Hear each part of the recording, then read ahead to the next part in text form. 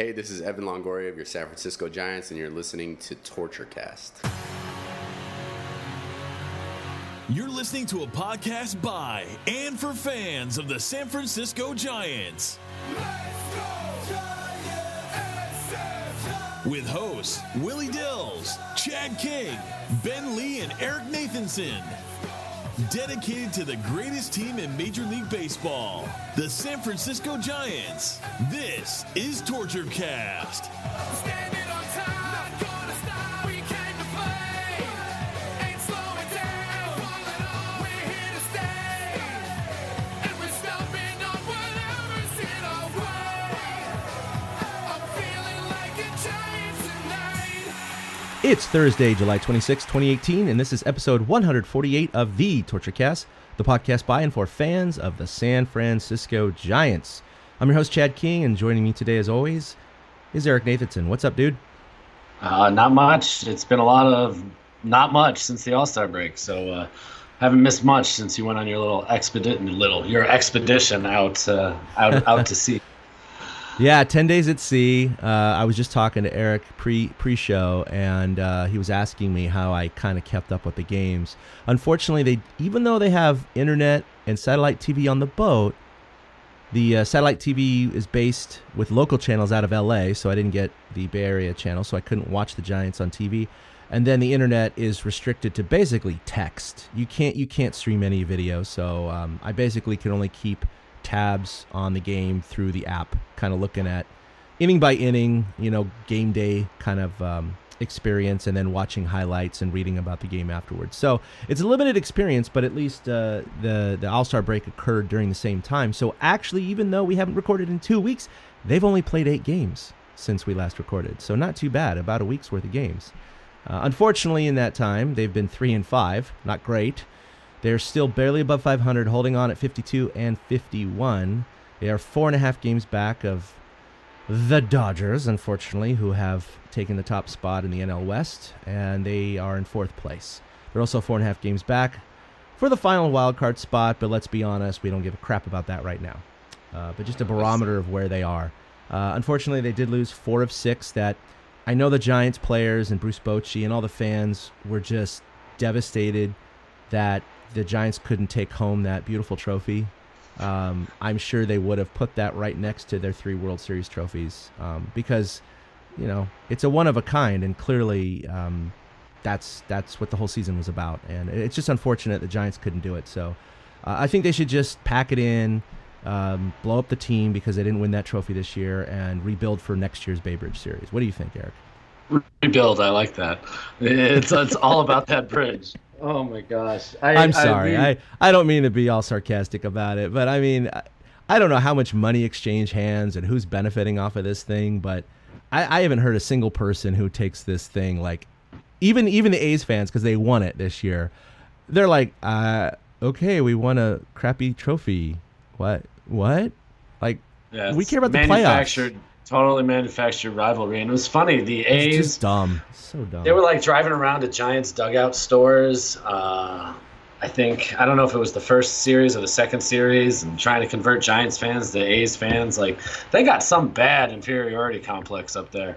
Well, it started a couple years ago, and they've had billboards near AT&T Park on and off for years now, right?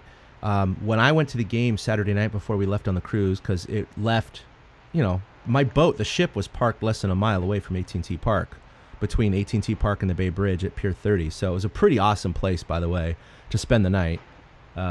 Great setting and everything. So it's just a short walk to the park. But they had planes going around the ballpark and with, A's paraphernalia and stuff. They had a bunch of that kind of stuff. And then I know that when they were in Oakland after the All-Star break, they had a promotion where if you traded in any Giants hat, you got a new era fitted A's hat, which, they show a bin on A's social media and show it filled with Giants hats as to, I guess, insinuate that, look at all the Giants fans that are abandoning their team for a brand new $35 hat. Well, maybe many of those hats were placed, but also I was kind of thinking, if people knew about the promotion ahead of time, and they have a friend or a family member who's an A's fan, why not come in with your crappy old exercise sweat ring filled Giants hat or an old mesh one that costs nothing, and put it in and get a brand new hat for your wife or husband or grandma or friend or whatever. I mean, hey, why not? I'm not hurt by that. They're not. It's not like Giants fans were coming in going, "Oh my God, a free hat. That's it. I'm an A's fan now." There's something lame about what they're trying to do, and it's like they try to point out that Giants fans are bandwagon fans, and that's their whole shtick. Right. When it's just funny to me that Giants have been in the Bay 10 years longer, and they deserve a following right now. We're winning 3 championships in the last 8 years. The A's haven't done anything since 1989. I mean, don't get me wrong. The Giants, absolutely, after their 3 World Series championships, have had bandwagon fans, clearly. It happens with every World Series team. I mean, my God, the amount of Cubs and Red Sox and Astros. Astros not as much, to be honest. They're actually been pretty mellow out here on the West Coast. But for some of those major teams that finally won their World Series or have won them recently, they're just obnoxious fans. I think I talked about it on the last podcast because I went to that Cubs game, and there was 4 young 20-something millennials sitting behind me, and there were 2 guys and 2 girls. They were all Cubs fans. The 2 girls had the expensive, brand-new Cubs, majestic jerseys and their hats and their, fake nails and eyelashes and oh my God, and they're talking like they didn't know anything that was going on in the field. They couldn't name a single player, that kind of thing. So it is frustrating to see, but the Giants did open the park in 2000, and from 2000 up until 2010 when they won the World Series, they still had one of the highest attendance figures in all of baseball. So it's not just bandwagon fans. And yes, some of it's corporate, and it's kind of a new hip place to be. But the Giants were shrewd enough and smart enough to do what they did. And it's worked out wonders, not just for the team and eventually winning 3 World Series, but also for their fan base and for the bottom line in terms of cash and money and who they can sign. And that's why their payroll is so high. That's the jealousy right there. There you go. The Giants print money, and the A's never spend money, and their fans are just tired of it, and they look to the Giants as like, well, you bought all this. No, they didn't. They developed talent and won with it, which created a cash cow. And to your point about attendance, they're still 3rd in the National League in attendance this year, the Giants. Yeah. So, I mean, they're never going to be, at least not in the near future, one of these teams you see all over the place, right? Obviously, I think the Marlins are probably the most extreme example of a team getting a new ballpark that they cannot fill. But even other teams that filled their new ballpark in the first year or two, a lot of them, now that their parks are 5 to 10 years old, are drawing 15, 20,000 a night, not 40,000. And it is really sad. But San Francisco has and probably will into the near future always be able to sustain at least a decent, 80% or more capacity drawing every year. So, I mean, it's a good thing. You're right. The A's are jealous of that. It's not just bandwagon fans driving that. It's been smart marketing, research, location of the park, the investors reinvesting into the payroll, which then brings them better teams and World Series championships. So it's a cycle that has worked very, very well for the Giants. And the A's, I know they have their aspirations to build downtown near Jack London Square and have a waterfront park just like the Giants. And if they do that, that's great. I think that's fantastic for the Bay Area. I actually want that to happen. I don't want the A's to leave to Vegas or wherever they may go, Portland or what have you. I want them to stay in the Bay Area. I love having the rivalry, no matter how, tame it is.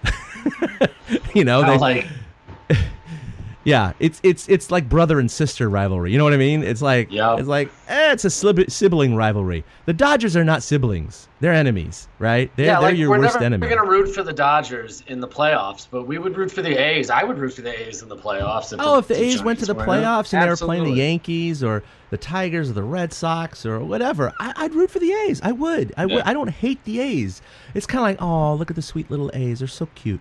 I don't mean that to be disparaging. The A's are better than the Giants this year so far, and they've proven it, not just with overall record, but, they won the Bay Bridge series, whatever. So, yeah, they're doing really, really well. But, again, they've not won recently, not since '89, which I know is against the Giants. But and I know that I've seen a couple A's fans always touting out, well, since both teams have moved to the West Coast, the A's have won 4 World Series and the Giants have only won 3. So, booyah! And you're like, okay, 3 in a row in the 70s and 89. If you want to stand on that, that's great. But I know personally for me, because I was barely alive in the 70s, I was a little child when the A's won their 3 in a row. I was an infant to toddler. If that were the Giants, I wouldn't have remembered that. And I wouldn't have experienced it. And I wouldn't have appreciated it. So you give me 3 in my lifetime that I've fully enjoyed, experienced, and lived, and podcasted through 2 of them. Yeah, I think I'll take that over 4 that 3 of them I wouldn't really remember too well. So, but to each his own. It's fandom. That's what. Yeah, exactly. And they've got to hold on to something because, hey, we are better. We have to remind you of that. We don't pull out the New York stuff when even talking about the Dodgers or other teams like that. Yeah, because it's just not how it is. So. It's our lifetime is really what most fans care about is their own lifetime. And we're still fortunate. Even though the Giants are a mediocre team in 2018, we're still fortunate for what we've had. Certainly, at least much better than last year, but definitely not to the hopes and some expectations that we had for them this year. But let's talk about that. So, 1 game above 500. They just are floating around. They're just treading water, man. They're just treading water. I mean, I know a few weeks ago, I think it was 2 or 3 podcasts ago, they were up to 5 games. That was their high water mark for the year. And we were thinking, okay, maybe this is the launching point. Maybe this is the point in which they can start putting together a really, really good month like they had in June. Maybe July will be good. Maybe August will be okay. Maybe they can get to 10, 15 games above 500, which is what a division winner needs to be at some point before the end of the year.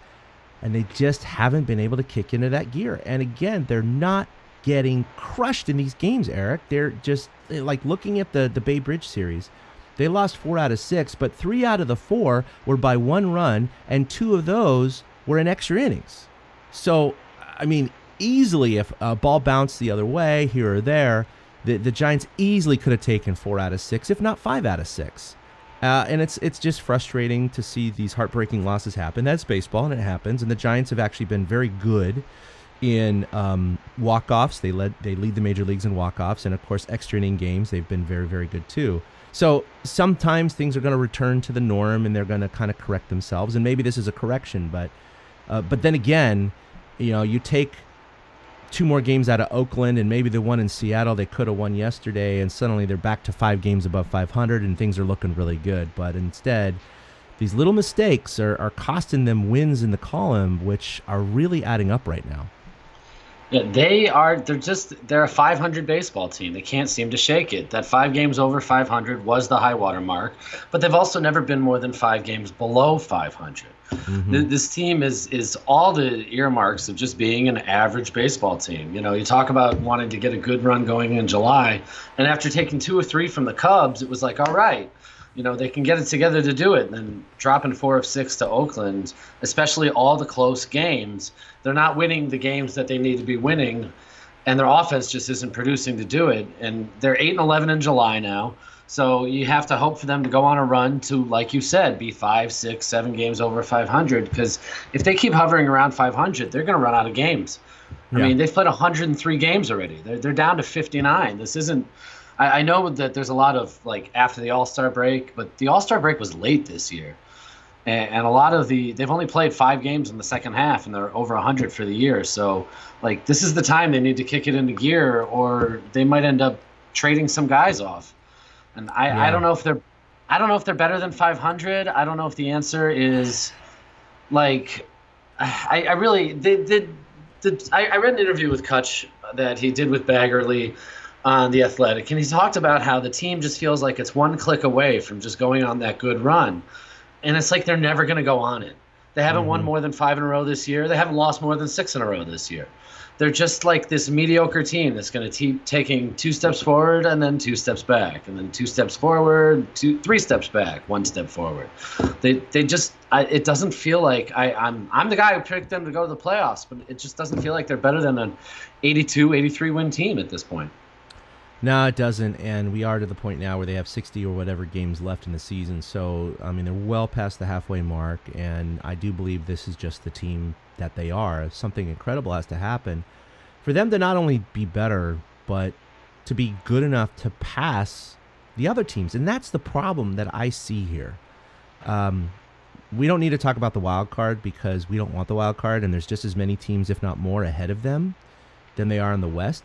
But the Giants are dealing, except for the Padres, the entire division. The entire division is in the race. So you get the Rockies and the Diamondbacks and the Dodgers.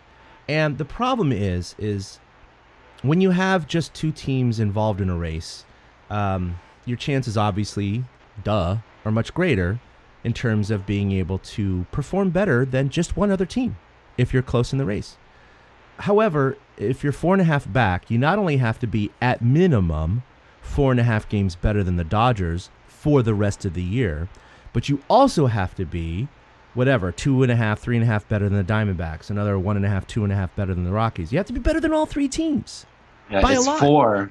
Yeah, the Diamondbacks are a half game back of the Dodgers. Right, so 4 Colorado's games. Only a game and a half. Yeah, and Colorado's only a game and a half. They've gone 8-2 over their last 10. They went on a tear. The type of tear I just don't see the Giants going on. Yeah, and so that's the problem, is that all three, even if the Giants go on a nice run and they get to, 10 games above 500 going into September or something like that. Like, they have an amazing August, right? And they get 10 games above 500 and they're really, really in the hunt. The problem is that you have to hope that all three teams don't do the same thing.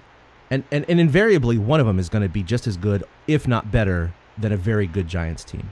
And that's the problem, is that you don't have to be better than one team. You have to be better than three teams by a lot. And that's really, really hard to do, not just with skill, but also just plain old luck.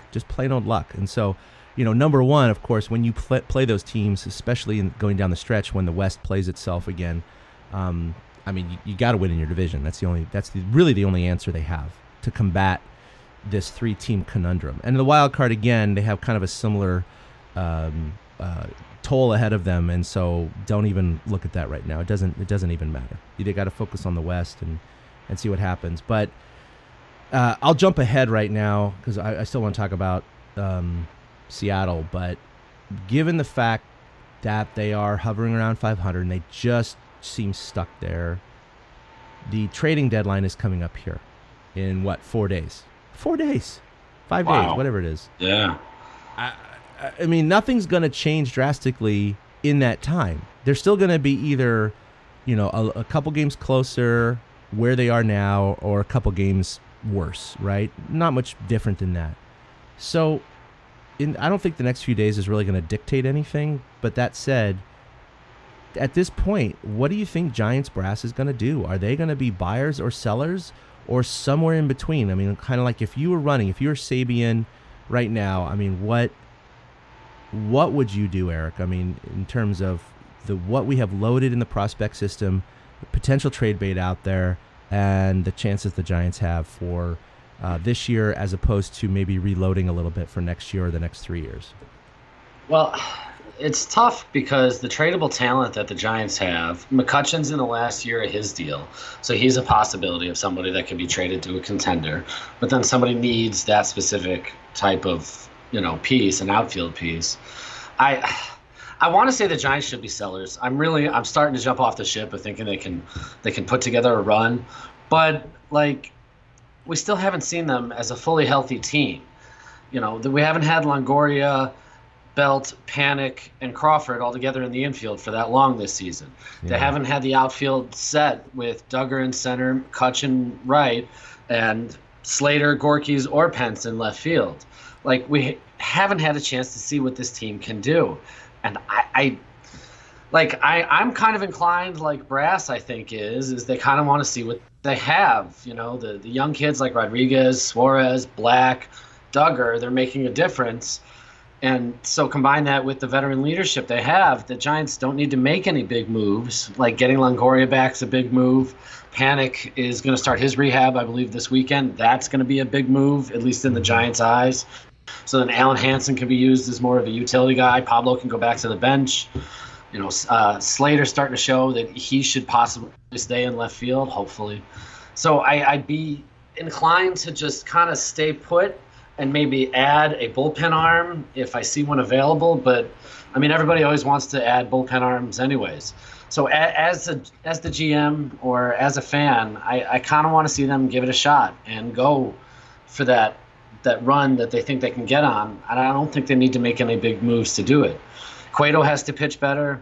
Bumgarner has to pitch better. But if those guys all play to their potential, the Giants are a good and dangerous and deep team. So I kind of want to see that come together. But, the injury gods might have other plans with that, because every time it seems like the band's going to fully be back together, something else happens, a la Brandon Belt going down yesterday. Exactly. So, right, it's like, we could be waiting for something that never comes. And even as a fan, I think I'd be okay with that, because that should mean they're in the hunt at least throughout the rest of the season. And the best I could hope for is, a chance. And we might be looking at that final wild card spot as the realistic point a month and a half from now. But like you said, there's so many teams to jump over that the Giants I think they just gotta wait and stay in the middle somewhere. I'd love for them to be sellers. I just don't see enough parts on the team that can be sold for a nice return. Yeah, that's that. I think you're right. I think they're not going to be trading Bumgarner right now, or no one's going to take on Cueto's contract, especially given his recent injuries and uncertainty. So yeah, you do have it down to like McCutchen, not Longo, because he's got a lot left on his contract. So you're looking at short-term rentals, and they're probably not going to get a whole lot for McCutchen, and reversely, they're not going to lose a ton. McCutchen's been good this year, don't get me wrong, but it's not going to devastate their chances. They're going to be a little bit worse, maybe a game or two worse, because they don't have McCutchen. Point being, I kind of feel the same way as you. It's like they don't really have really big ticket items to sell, nor do they have a lot of farm system material to give up to get, they seem to, at the All-Star break the last few years, get that strong late inning reliever. That's been kind of a trend that the Giants have been doing. They're not going out and getting a bat a la Carlos Beltran from, 5 years ago. Oh, God, that's 7 years ago. That was 7 years ago. Wow. That was 2011. Holy moly. My God. Can you barely even remember the guy? Right. So, and the Giants are going to do that. They're not, because it's a short-term rental, and it's no guarantee that it's going to work out. And the Giants keep digging themselves into this hole of depleting their stock system or their farm system. And so I think they need to be very careful about that. The Dodgers, however, have been stocked with talent, and that's why they pulled the trigger on the Manny Machado deal, which is another reason to take a bit of a cautionary look at this, because the Dodgers have won the division 5 years in a row. And most likely, unless something crazy happens, because now that they have Machado, they're probably going to win their sixth. And that's the problem, is all those teams, but now also a Dodger team that's been loaded with Manny Machado on it. And he's probably going to add a couple wins to their total for the rest of the year. So it's hard, man, because now, this whole even year thing, which was fun to talk about, still kind of worked in 2016. So they still have a streak of even year since 2010 they've made the playoffs, 10, 12, 14, 16, and now we are here in 18. So and they are in it. They are in it. It could happen. But the question is, do they give up, several prospects in a very tough spot? They're not going to give up too much to get something in return, and it's not going to pay off dividends, I think. So I think they might have a little bit of a small trade or a small acquisition, or might DFA someone to sign someone off waivers. Other than that, I think the Giants are going to just sit tight. That's my prediction. They're not going to do anything big either way. They're just going to make some small adjustants.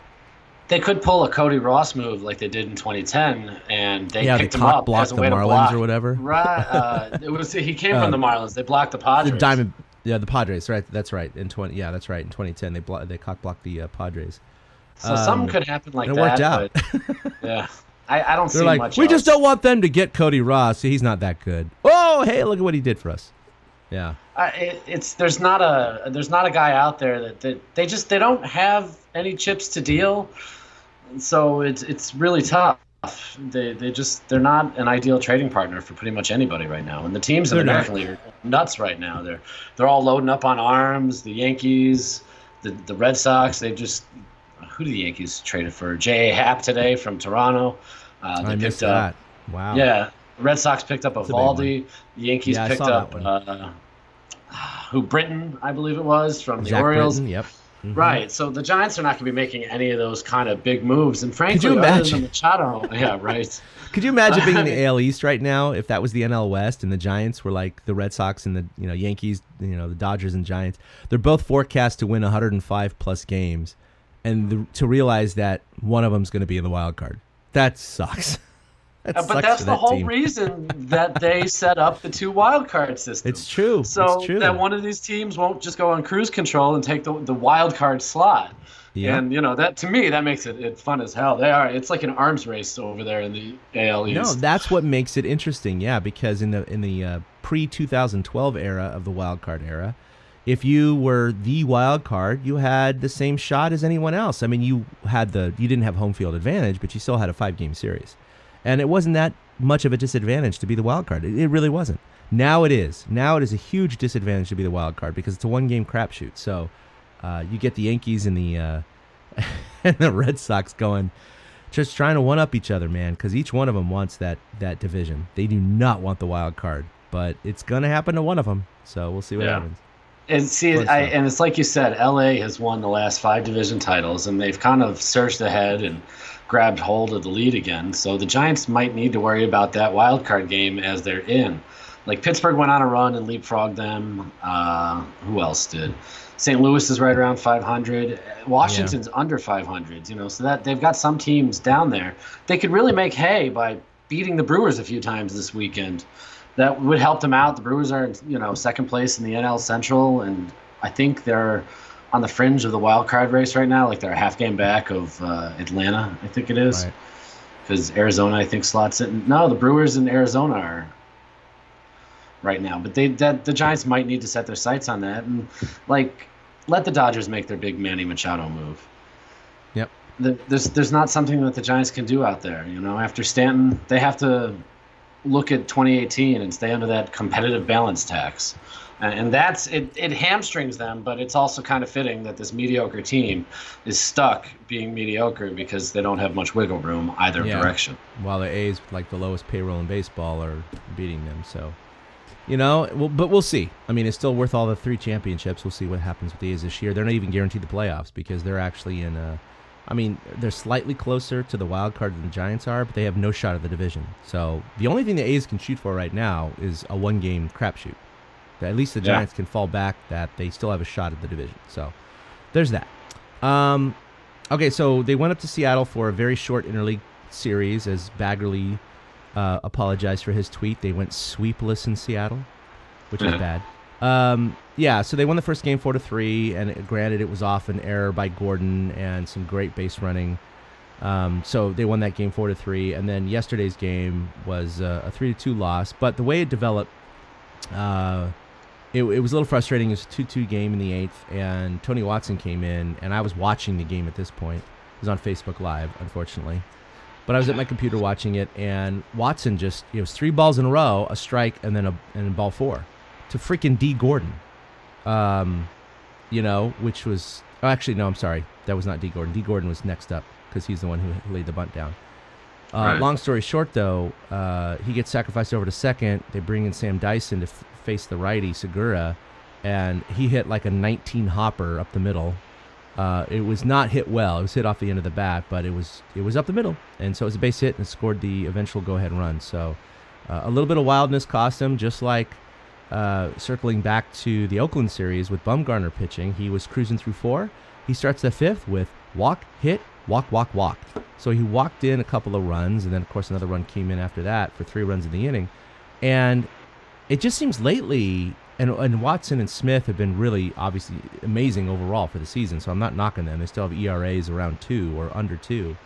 But it just seems that this location bug has bitten some of the more reliable pitchers more recently lately. And I'm sure it's just coincidence. It just seems like something's going on in the clubhouse. I don't know what's going on, but normally very accurate guys have been losing their spots lately, and it's really been costing them some games, which is what we were talking about.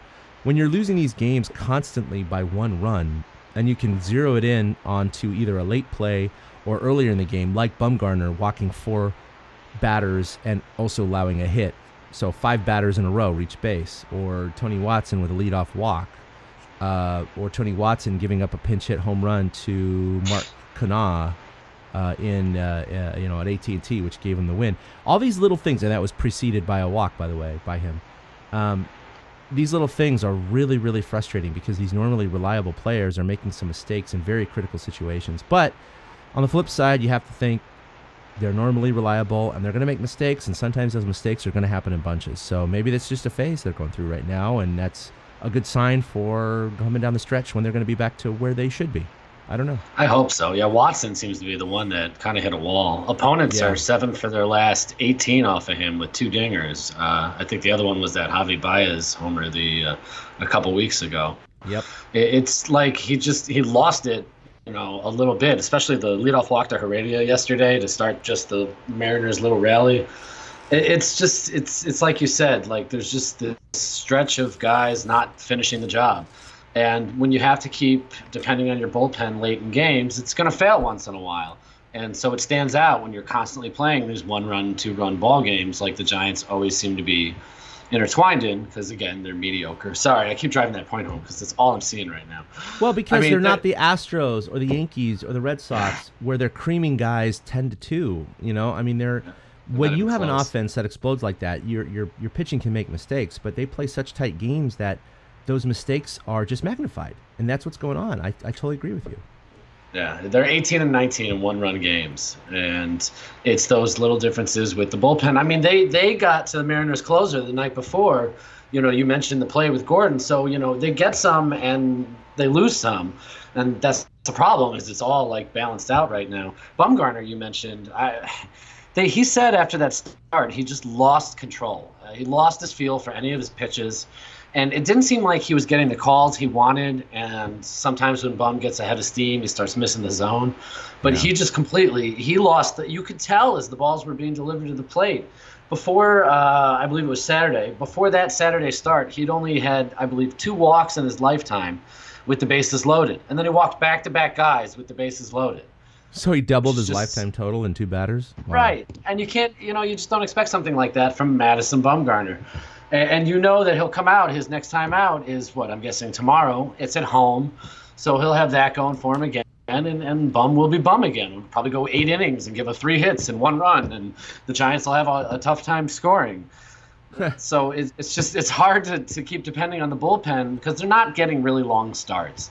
Yeah, Suarez is putting up decent starts, but he's going 5 or 6. Holland, when he fills in, goes 5 or 6. Cueto can't make it past the 5th inning. So it's not the excuse of that the bullpen is taxed. It's more the law averages is going to catch up to them, and it does, and that's why Watson gets touched up here. He gets touched up there. That's why Maranta, Dyson allows a base runner an inherited run to score, and those things just end up balancing out after a while. And again, it points to the type of team they are. They're a 500 ball club who every time you think they're going to put it together, they don't. Yeah, and it was happy, and then it just doesn't work out. Right, and you watch these games, and they felt like they hung with the A's, they hung with the Mariners, so it wasn't like you felt like you were watching that much better of a team. And the A's and Mariners are 10 games better than the Giants. So you'd think there'd be a huge discrepancy, and it didn't feel like that. So the Giants, they feel like a tough team. And I know teams walk away going, geez, that was a tough series, but it doesn't matter if you're not putting wins on board. They've played 4 1-run games in a row, right? Both in Seattle. And then the last 2 in Oakland were extra inning 1-run games. I mean, and then, the previous one was a win, but then the last one they lost in San Francisco was also another 1-run, or loss. So it's these little things that are just stringing out, and it's like they're 4.5 games back. If they could have just rectified the problem in 3, 4, 5 of these games in the last month, they'd be 1 game back, 2 games back, tied. So it does add up, and it's going to make their progress up the chain that much harder going down the stretch, and they really need to bring it in. Look, Bruce Bochy knows this, and I'm sure he's had meetings with brass and with his leaders. I don't know about the team as of yet. He's not that kind of guy where he gets them all together and does a rah-rah chant thing, but I'm sure he's talked to some of the veterans about, hey, what's the pulse of the team? This is what I'm feeling. You guys need to execute better. Can you pass that along? It'd be interesting to talk to Bochy if that was ever possible, to find out if that's been happening. But I think that's one of those things that you never truly know about. You know what I mean? Well, there was a report that they did have a team meeting after the All-Star break before the A's series, and the tone was kind of like, all right, I know it's the second half, but we only got 60-something games left, so we got to get our ass in gear. Yeah. And the Giants kind of played like that a little bit. Duggar seemed to have a little spark of life. And, they hung, like I said, they hung with the A's, but, it's tough to, there's no button to push. No. They're not robots out there. Yeah, and Bochy's not going to call another team meeting. He is going to go through veterans at this point, and it's tough because what do you say to push people at this point? You know that this Free is the ice home cream stretch. for a win. This is Yeah, I know. What do you do? They're professionals, so it's tough to find that thing. And Bochy, I mean, he's doing what he can. He's putting the guys in the situations that they're best for. He's kept Smith for the ninth inning. Watson's been his go-to guy. Maranta has become – I feel like Maranta is warming up every single day. So you can't ask more of Bochy than what he's doing. So it's this is the team. This is the team they have. So even though this quote road trip was only 5 games – you figured maybe this is a chance to actually have a winning trip. But unfortunately, losing yesterday in Seattle secured a 2-3 road trip, another losing one. And you've noted here, they still have not had a winning road trip this season. And the last time they did this was June through July of last year. So it's been well more than a year since they've had a winning road trip. I don't have the stats in front of me. I have to think that there may only be 1 or 2 or perhaps no other Major League Baseball team that has a longer streak than the Giants do right now in terms of a winning road record. I would imagine that certainly most teams have had a winning record on a road trip in the last year. But I would surmise that probably almost, if not every single team has had at least one winning road trip in the last year. So that's a remarkable statistic, and it just shows you how much they've struggled last year and into this year despite their 500 record. That's why they're, 11 games under 500 on the road. Because, if you keep going 4-6 or 3-5 on road trips, they're going to add up. They have the worst road record in the National League. And, all the talk about getting, they're home for 4 games against Milwaukee, and then they go back out on the road. And if they're going to act like a contender, they got to start winning some of these series. I mean, I bet you're right. I know Cincinnati's had winning road trips. I bet even the Marlins have had a winning road trip. I bet the Giants are the only team since then. It's shake your head at stats. You know what I mean? That's what the Giants are full of. Stats that just make you shake your head. Stats that make you go shit. Yep. Yeah. All right, so All-Star game. We all know that Brandon Crawford and Buster Posey made it. They were voted in. Buster Posey bowed out because of his hip injury. He was replaced by Molina. Crawford was a starter, voted in by the fans. Unfortunately, he had a very innocuous, unforgettable game, or forgettable game, I should say. He was 0 for 2 with 2 Ks. Granted, one of those strikeouts the ball was way outside, should have been ball 4, but that was one of the few things I got to watch on TV on the cruise ship because it was a nationally broadcast game on Fox, so I was able to watch most of that game. Not only did Crawford strike out twice, he didn't touch the ball in the field. He didn't get a grounder. He didn't get a pop-up. I went and looked at it because I noticed. Oh, wow. No putouts, no assists, huh? None whatsoever. He never. The only time he touched the ball was when an outfielder threw it back into the infield. I noticed it because he drifted towards second base, and the second baseman caught a pop-up. And the next inning, he drifted towards third, and the third baseman caught a pop-up. And I'm like, I don't think Crawford's touched the ball yet. And I went back and looked through the 5-6 innings that he was in the field, and he didn't have a single defensive stat. It's kind of weird that the starting shortstop didn't have a stat. Do you realize you or I or anyone else in the United States, in the world, could have done no worse than Brandon Crawford? Because, one, we would have both struck out. We would have been 0 for 2. Great. 2, if you never had a ball hit to you, never had a force out, never had a pop-up, never had anything, would have been able to do that too. We could have done just as well as Brandon Crawford in the All-Star game. How about that? Yeah, absolutely. Could have put a waving wiggly arm guy out there. He would have had the same statistic. Could have put a turtle out there. Same thing. It was the All-Star game's fun and the dingers were fun, but it was just kind of a bummer that the Giants, there was no real representation, which was None. also okay because nobody That's gets hurt fine. that way. Yeah, I'm glad that Buster Posey wasn't there, but there was a ridiculous number of home runs, a barrage at the end to not only tie the game, send it to extra innings, and then see the Astros go off with Bregman and Springer. Of course, Bregman was announced as MVP for his home run that broke the tie, but 10 home runs in 10 innings in an All-Star game. That's crazy. That's absolutely insane. So, we haven't really addressed this too much this year, but it's a microcosm of the entire season in which, power is way up, strikeouts are way up, and hits are way down because it's all about the long ball. And, right now, Major League Baseball has more strikeouts than hits. And that's freaking insane. But that's what a lot of the young guys are being taught. It's don't choke up and try to make contact with 2 strikes. It's swing as hard as you can with 2 strikes. And if you strike out, that's okay because you're going to get an extra 3, 4, 5 home runs on the season, which will offset those strikeouts, which to me, I don't think the numbers, or I don't know if the numbers bear that out, but it's an interesting philosophy that goes against everything I was ever taught in the game growing up as a player. But that seems to be what the minor leagues are professing these days. And so I'm confused, but this is what we're seeing now. Guys are not afraid to strike out. They are not ashamed to strike out. Some of the biggest personalities and best players in the game lead the league in strikeouts. That's just the way the game has evolved to, or devolved to. I don't know how you feel about that. Well, it's an evolution. It's just part of it. Launch angle has a real big effect on this because guys are learning that if they get under the ball a little bit more, it'll travel farther. And exit velocity has also, they see when they hit the ball harder, they have a chance at more hits. And it's just the way the game's gone. I enjoyed watching the All-Star game with all the home runs because it was better than sometimes we get these like 3-1 or 2-0 games where they have to like scratch and claw to get a couple runs across and then the pitchers dominate. Like I enjoyed the hell out of watching Aaron Judge take Max Scherzer deep.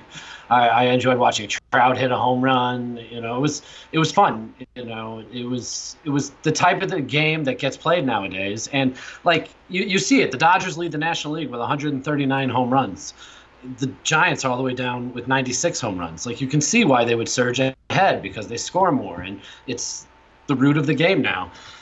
It really didn't bother me at all. I thought the game was fun in and of itself because the Astros got to beat up on the Dodgers at the end again, and a Dodgers Stripling took the loss. Stripling allowing 2 Astros home runs. That was pretty sweet. That was fantastic. That was fun to watch. And I watched the Derby the night before, and that was entertaining as hell. Now, I mean, I kind of had horses in the race because of Schwarber and Baez. Schwarber was my pick beforehand, and he put on a show. The guy hit the second most home runs ever for a Derby.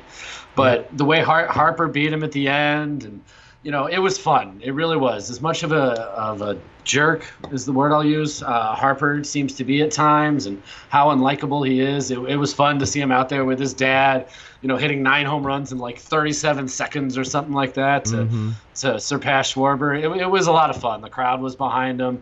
Like since they changed the home run derby to this round robin timed rounds, it's been a lot more fun to watch. Like I even enjoyed that and didn't care that it was Harper. I didn't even care that they weren't letting the ball land before they threw the next one. Like who cares? It's an exhibition. I know. I feel the same way. I mean, I grew up watching the classic home run derby with Willie Mays and Hodges and Mantle and all those guys. I mean, did you watch those when you were a kid? Yes, absolutely. They were so much fun. But that was the classic home run derby in which you had 10 outs. And so anything that you swung at that was not a home run was an out. And, guys get into bad ruts and suddenly there's 9 outs and they have got 1 home run. So then they're getting real tight and they're really trying to pick their perfect pitch. And then since there's no time limit, and this happened all the way, up until a couple years ago in the home run derby, you see guys taking 5, 6, 7 pitches in a row because they're not perfect and they got 1 out left or 2 outs left. And it's just, it kind of gets it drags on. It's a little boring. You have fewer home runs overall. You have some stars that come up that get remember Mike Piazza getting skunked one year? You got 0. And it happens. And, I love the home run derby. I always have. But since they changed it to this timed derby, I love it so much more because number one, you get way more home runs. That plain and simple. 2, it doesn't take any longer because in the past the guys were taking so many pitches, especially near the end, right? And here they're swinging at every pitch, so it's just about time. 3, they get a bonus 30 seconds for distance, which I think is kind of cool. So I think you're putting on a show. It's an exhibition. You're trying to give the crowd its money's worth. So you're trying to kill the ball. You're trying to hit it as far as you can. So you get rewarded for that, which is great. I think that's fantastic. And then these players also have no fear about swinging it at any one particular pitch. And there are some pitches that guys hit out at the weirdest angles, and you're like, how the hell did he hit that out? It's like hitting that half-court three-pointer on one foot going the other way. It's just, you're like, what? How did he hit that to right field and barely go over the fence? Or how did he hit that thing that was up at his head or whatever? And so I think it also opens the door for that. So I love it. I love the new format. It's a lot of fun. Guys can be, the first minute and a half could be crap, and then they just go on a tear and catch someone right at the last second, which you could not do in the former format, or at least it was much harder to do. So, yeah, I, for one, love the new format. It's a lot of fun, and they get their timeout, too, and all the kids come out with the Gatorade. But I was able to watch most of that on the boat, although I was coming in and out. But it was a lot of fun, and, I have no problem with Bryce Harper winning it. He obviously can... He's won a lot of home run derbies in his youth, in high school, and previously, as it's been well documented. So, no problem. And he was the hometown guy, so whatever. It's like, dude, that makes it fun. You're hitting like 200, so who cares? Yeah. That's future San Francisco Giants right fielder. Oh, I didn't want to bring it up, Eric, but holy shit, you mentioned it. I just, it's weird because there is a lot of buzz about getting him because he's going to be pretty much the biggest free agent this offseason, and the Giants have, if they were, willing to sign him, they have to do so much maneuvering in their payroll schema. I don't know how they do that. I haven't read too much into what the options are, what the possibilities are, but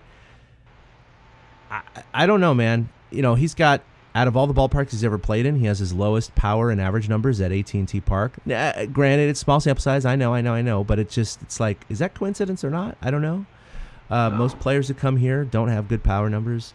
I just think, especially this year, how he's struggling to make contact, even though he has 20-plus home runs. I just have a feeling if he were to sign with San Francisco for some mega stupid deal like $30 million a year, he's going to hit 220 with 20 home runs for an entire season. You know what I mean? And 80 RBI. And we're going to go, really? Is that worth $30 million? That's what I'm afraid of. Not to mention the attitude issue and all that. I think we'll touch on this in the offseason, and I just like to make that joke because the certain beat writers keep doing it. And personally, I think Harper's going to be a Cub. I think he loves his friendship with Chris Bryant and says, screw it, I can go win some championships there. Yeah, and it's way better parked hit home runs in and all that stuff. So I can totally see him hooking up with Bryant.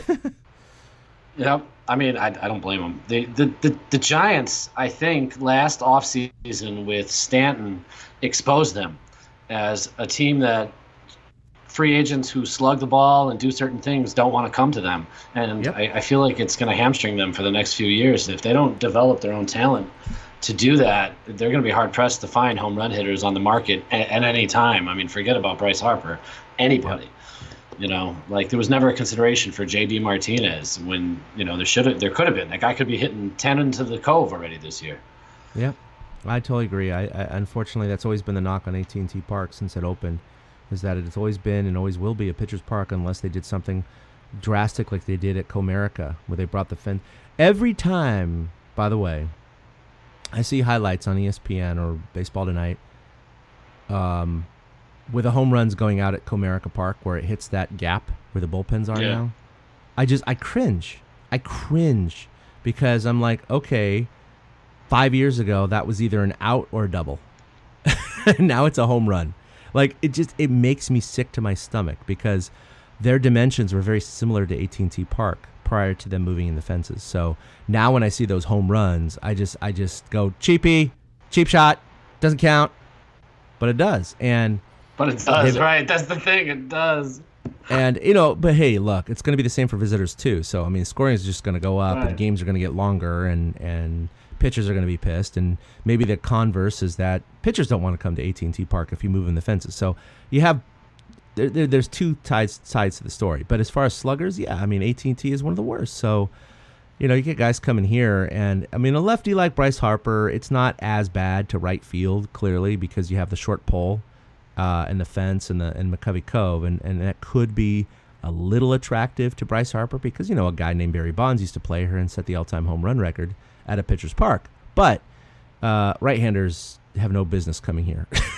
Just saying. And none of them want to. I mean, we see it with McCutchen and Longoria. Their power numbers have been down this year. Way down. And it's not for lack of trying. They're hitting the ball hard. Like I read McCutchen's hard hit rate is his best in his career. So it's not for lack of trying. But we've seen all those balls that die. Belt puts a charge into balls so many times, and they die right on the warning track or right in front of Triple's alley. And it's just like, what do you got to do? And it's kind of exposed the Giants as a team that home run hitters don't want to go to. It's going to hurt them for a while, I think. I just don't sound positive about the Giants going forward, and it sucks. It totally sucks. I felt like after the Cubs series that they really had their chance to set it up, and then losing 4 of 6 to the A's and splitting with the Mariners kind of just was like, Yeah, just It's like, one win away from being 500, but even then, it's like, Yeah. They were set up. They were going on a tear.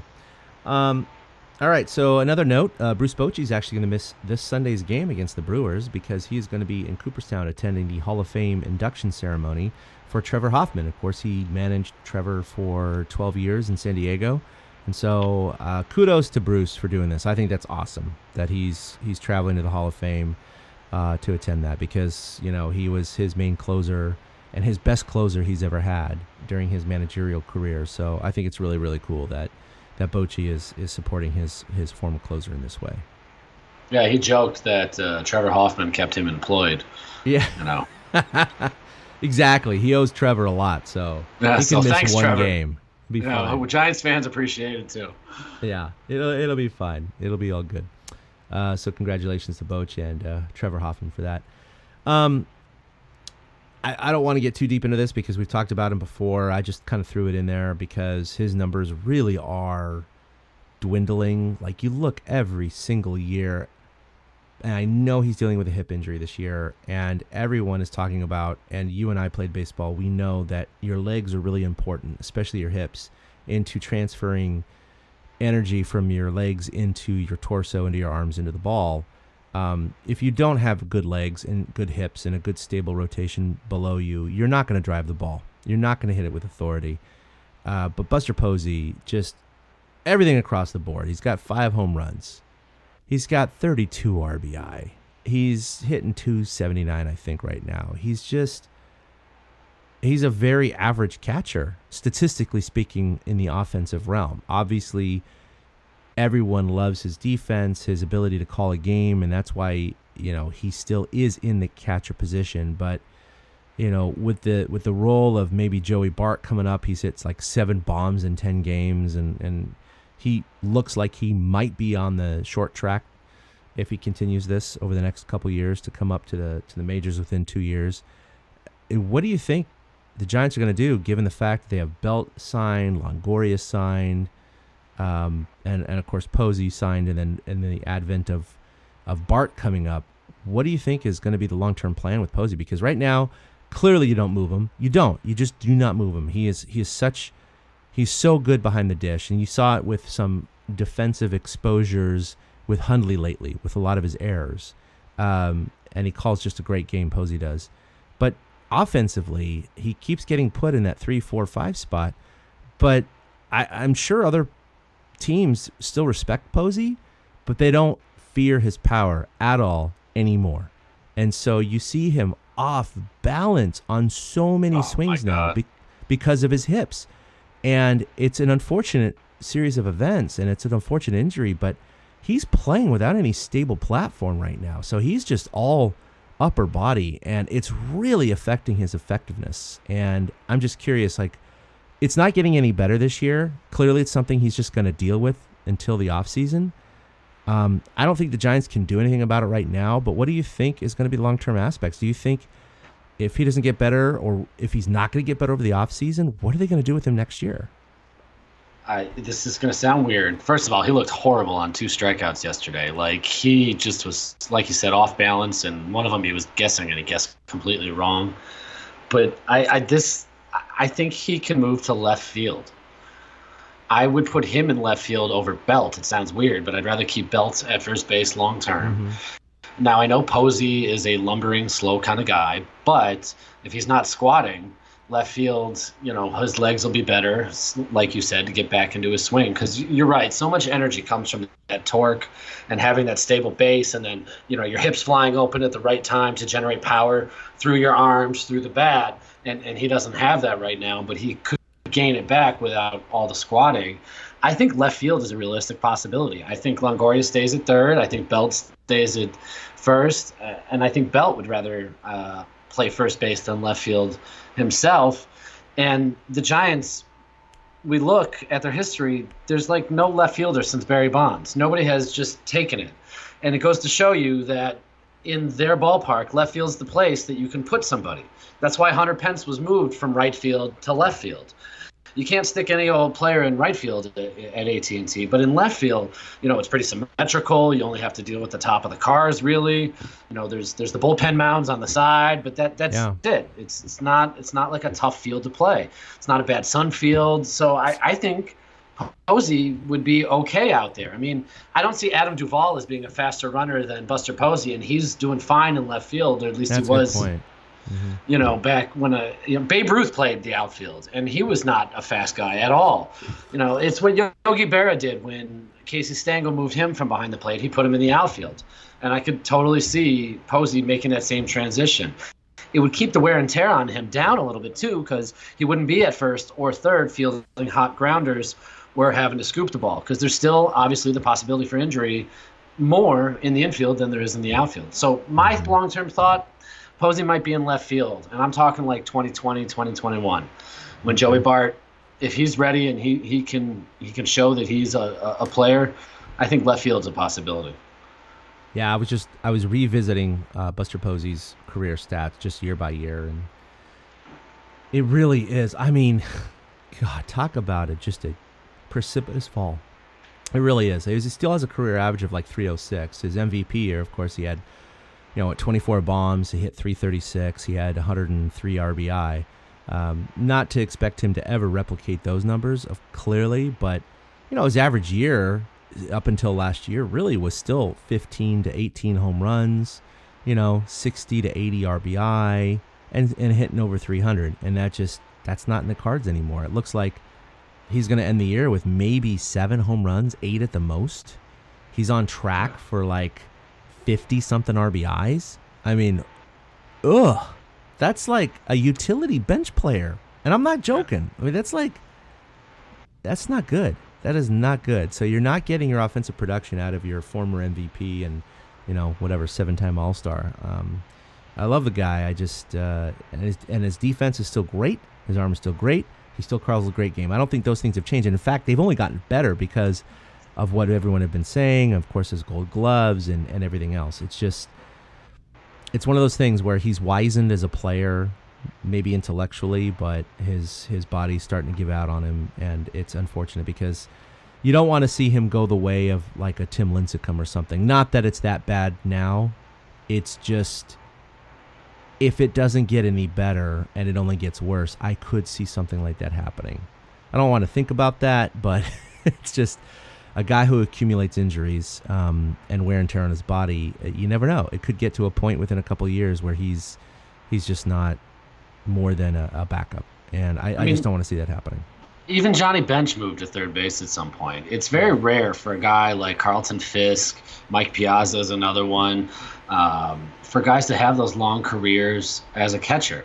That's what made somebody like Fisk stand out, is the guy just kept getting in the squad for like 20-something. Pudge Rodriguez, that's they're both Pudges. That's funny, but Posey's not going to be that guy. No, he's not going to be that guy. I was just going to say that I own like 7 Giants jerseys, but I've only bought one other pro jersey from another team. That was actually Carlton Fisk with the White Sox. I have a White Sox jersey with number 72 on the back. So is it the beach towel, the white with the stripe across the chest? No, it's a road jersey. It's the road cursive Chicago on the front. Gotcha. Gray. Gotcha. Yeah, because he was still with the team when they switched to those jerseys a long time ago. Like you said, he was super old then.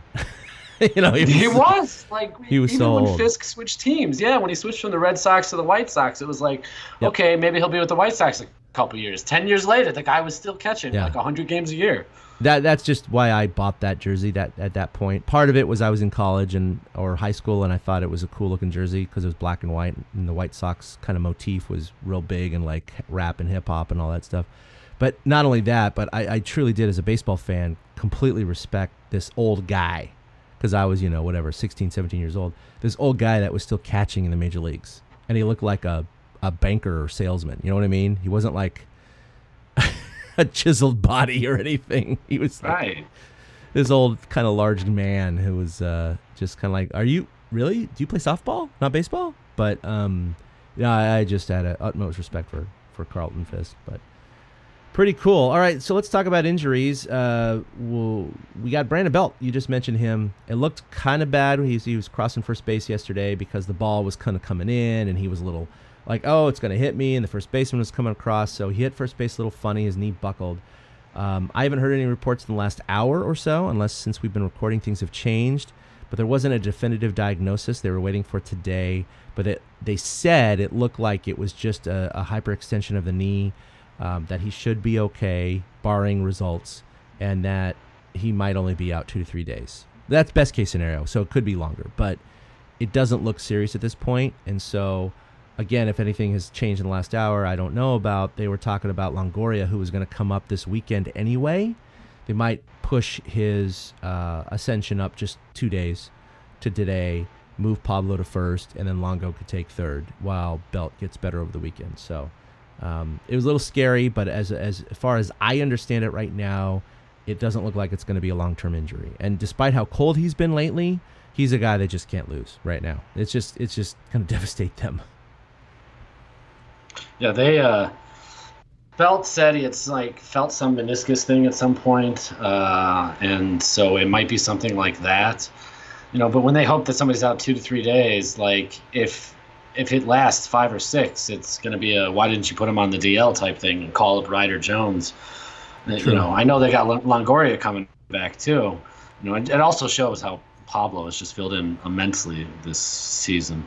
I don't have his stats right in front of me. I could look at his season stats, but as far as when he starts at third base for Longo, his stats are incredible. They're right there with Longo's. There's been no issue with lack of production from the third base spot. He has been more than a satisfactory fill-in for Longo and elsewhere on the field right now. I think Giants fans, I, for one, of course, was a huge Pablo supporter when we were talking about re-signing him, and he ended up going to the Red Sox, and I thought, oh my God, that's a mistake. The Giants really effed up. Then, of course, to see his mental head case issues in Boston, he couldn't perform there. Maybe he was, felt like he was naked out there in Boston, but he comes back here for the minimum, and he's not an all-star, but for the money that they're paying him and for the role he's filling, I could not be happier for Pablo and for what he's doing for the Giants. I just love it. He's been absolutely the reason that they've hung in, and he's like keeping them at 500. So losing Belt would suck because, like we talked about earlier, any extended amount of time, again, it's the whole band's not together again. Belt goes out, so then Pablo's got to move over. Now Longoria, and I just looked, and it looks like Longoria probably will be activated tonight. So he's coming back. They're rushing that back a little early. Every injury seems to be dominoing over every other injury this season. It's really weird. At least he didn't break a pinky. Yeah, that's true. It is whack-a-mole. It's just one giant up, one giant down, one giant up, one giant down, 2 giants up, 2 giants down. It's just the way it's been. And yeah, I mean, every team goes through injuries. The Dodgers have been through their fair share too, and look at where they are. So I'm not going to make any excuses for the Giants. But if it was a season in which most of these guys stayed healthy, I think there's especially Bumgarner at the beginning of the season, certainly Cueto when he goes out because of how he started the season, which was incredible. And then you got Panic, and you got Longo, and you get Belt with his appendectomy, and now his knee. you get these guys missing very, very little time this year. There's really very little doubt in my mind that they would be right there with the Dodgers. I think they would be 4 to 5 games better than they are right now. That's all they need, 4 to 5 games, That's nothing. I mean, look against the A's. They should have had 2. Against Seattle, they should have had 1. Against these other teams we've talked about, all these little one-run losses, just 3, 4, 5 games if all these guys had been healthier just a little bit longer. That's it. Just 1 a month. 1 extra win a month. They would be tied with the Giants or the Dodgers right now. That's what's crazy about it. You think about it. It's like April, May, June, July. Those are 4. 4 right there. If they just had 1 extra win, 1 tough loss that turned into a win, each one of those months, they would be a half game back of the Dodgers right now. Yeah, and that's what's frustrating about it. But injuries mount up, and that's just the fact of life. It is what it is. Look at the Dodgers have gone through with Kershaw, and the Cubs have gone through with Yu Darvish, and yeah, they're still making it work. So that's why the Giants are so thin, and they have very little room for error. So, all right, so we can talk about who's hot and who's not. Who's hot, of course. Who would have ever thought that Derek Rodriguez, at this point of the year, was going to be the Giants' #1 starter, statistically speaking anyway.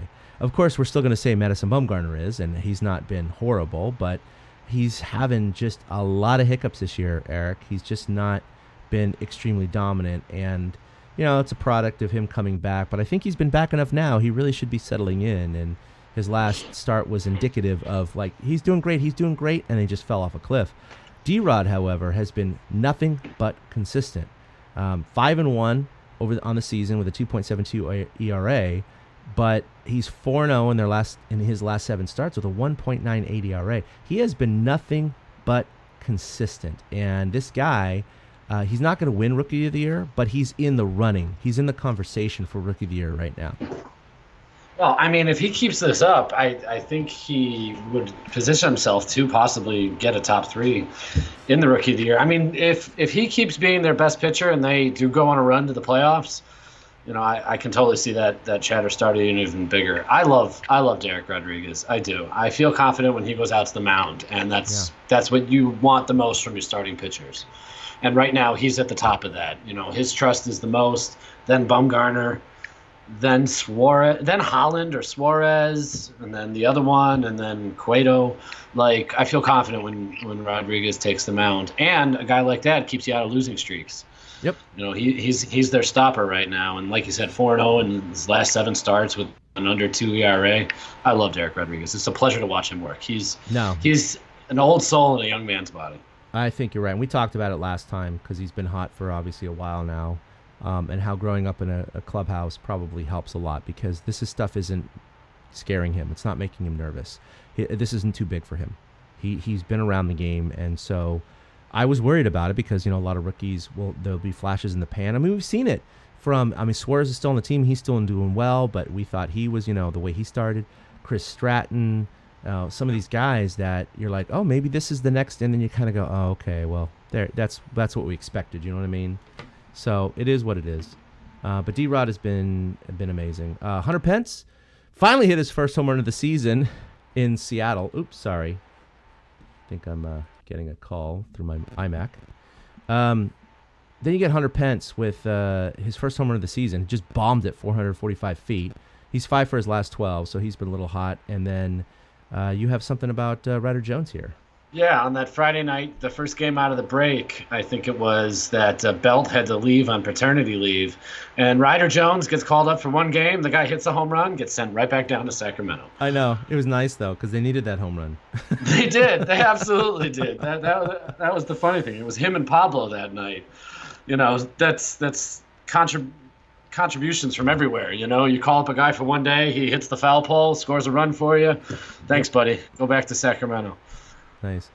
All right, so who's not? I'm going to talk about these guys individually, but then I want you to sum it up in the combo stats here. But Brandon Belt, 2 for his last 32. That's an 0.63 clip. His average has dropped from 3.02 to 2.78 in that span. I mean, that's rough. 2 for 32 that's a hard spell, but we love the guy, and hopefully he's going to recover from this injury okay, and he's going to correct that. But that's been quite a precipitous drop. Then we have Crawford over the last 22 games, 13 for 79. That's a 165 clip. And his average has dropped from 319 to 284 in that span. Still super happy with the 284 average for Brandon Crawford with all of his home runs and RBI. Don't get me wrong. But, man, ever since he's been considered an all-star, he's really been dropping off the radar in regard to that. And, of course, the aforementioned Buster Posey, he's 3 for his last 24. And just no power.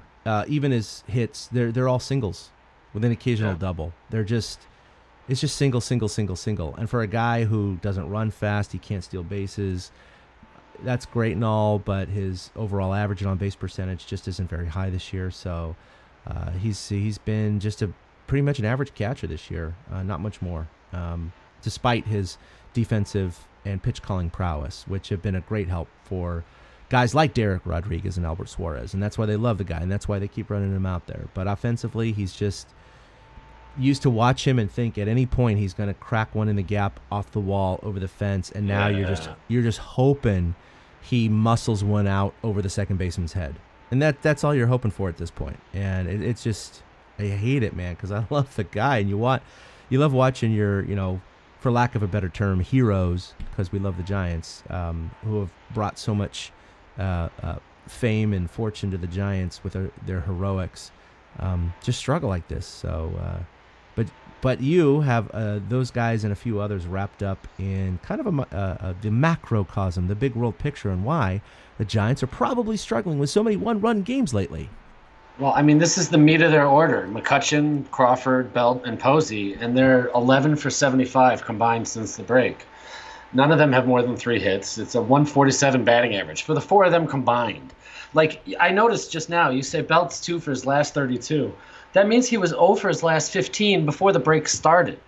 Yeah. Because he's been 2 for 17 since they came back from the break, which is just amazing. It's how bad he's been hitting. Like, these guys combined.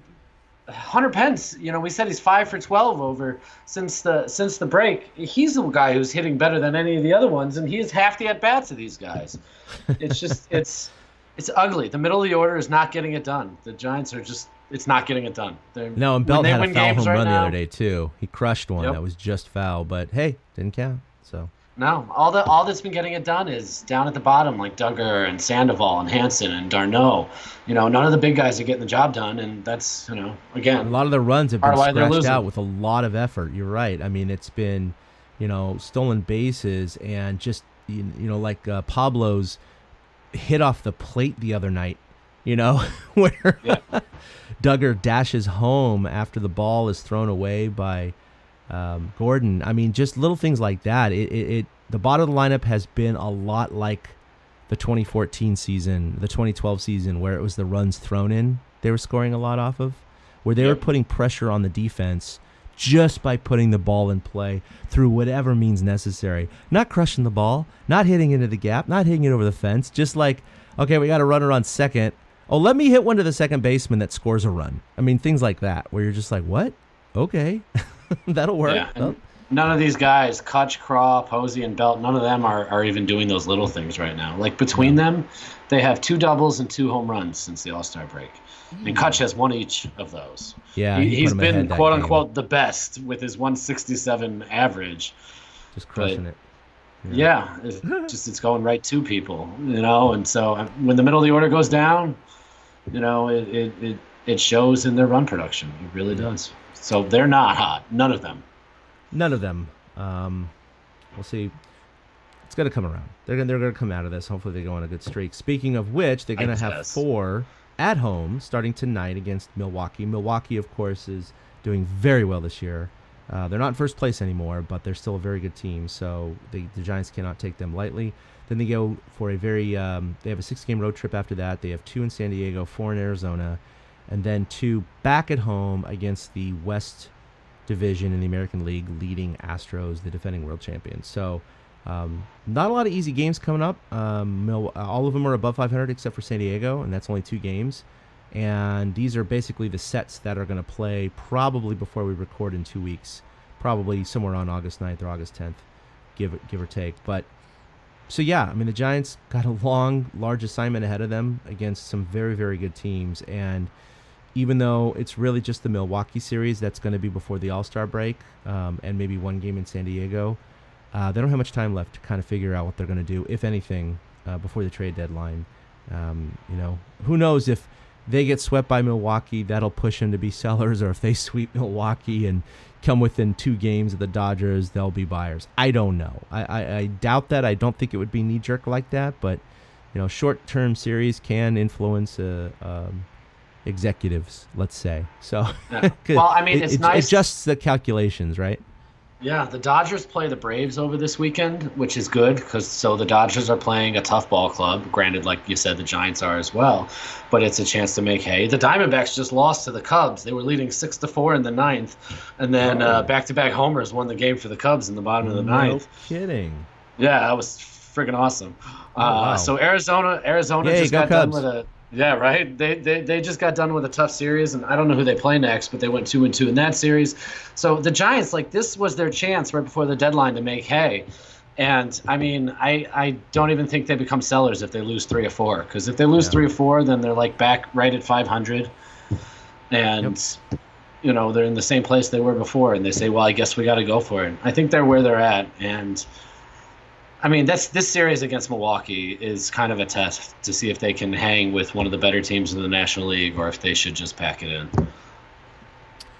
I agree. So we got a lot of stuff coming up. I'm going to be on vacation for a better part of 9 or 10 days. I'll definitely be keeping up on the Giants. We have no ability to record because I typically set up, or I do all the recording with some hardware at home that I cannot take with me on vacation. But let's see if I can blog out there a little bit. I think that would be nice. But you can follow us collectively at TortureCast on Twitter. Check out our website where we post not only our blog, but also all of our episodes. That's at TortureCast.com. You can follow us individually at 2 Out Hits for Eric and at ChadK21 for myself. Also like us on Facebook. We've been getting a lot of traction there. And, of course, our podcast is rebroadcast onto YouTube, Spotify, iHeartRadio, Stitcher, your grandma's podcast service. I don't know. It's everywhere. It's been good, actually. In fact, it's hard to keep track of all of the download stats, but I want to personally thank you guys because the stats that I have been able to track are actually very, very positive and good and consistent. And so we're putting out content that you guys keep loving, so keep those comments coming, keep those downloads coming, because it definitely fuels Eric and I to do what we do, because we're doing this out of love, man. This is our passion for the Giants. We love talking Giants. Gives me an excuse to get on the radio or on the internet and do this, except I'm just not at a bar. So that's kind of the feeling of this podcast. We're all in this together. Yeah, exactly. We're all in this together. That's really what it is. So, do you have anything coming up, Eric? I know you had some projects, but I don't know where they are right now. No, I don't. I got nothing in the pipe. Don't ever listen to my advertising. I fired my ad guy, so... You fired your ad guy? Yeah. Yeah, so there'll be no more promotion from my end. No problem. All right, well, that'll do it for episode 148. We'll see you, I guess, in about 2 weeks for episode 149. Until then, for Eric, this is Chad signing off. We'll see you next time. A-boom. A big thank you to everybody for listening to the TortureCast, the podcast by and for fans of the San Francisco Giants. Follow us on Twitter at TortureCast. You can also like us on Facebook or check out our blog at TortureCast.com. I also want to say thank you to Ashcon and Bailey for letting us use their song Feeling Like a Giant for our intro. For Ben Lee and Chad King, my name is Willie Dills saying, we'll see you next time.